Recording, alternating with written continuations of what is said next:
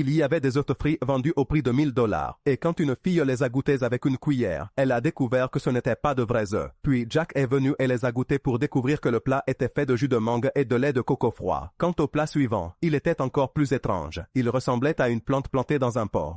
Pendant qu'ils étaient stupéfaits, la directrice du restaurant est apparue et a dit avec fierté que c'était juste une salade de légumes crus et que chaque partie était comestible. Mais son attitude arrogante a agacé Jack. Alors il a pris le plat et est entré dans la cuisine en disant au chef Jim qu'il était venu pour manger de la vraie nourriture, pas pour voir des tours de magie.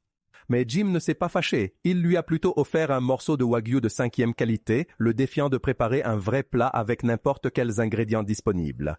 Jack a relevé le défi et a commencé à couper des oignons verts en petits morceaux et les a jetés dans de l'huile chaude. Puis il a tranché la viande en fines lamelles et l'a rapidement grillée avec les oignons, ajoutant des saveurs avec de l'huile de sésame, du cumin et d'autres épices.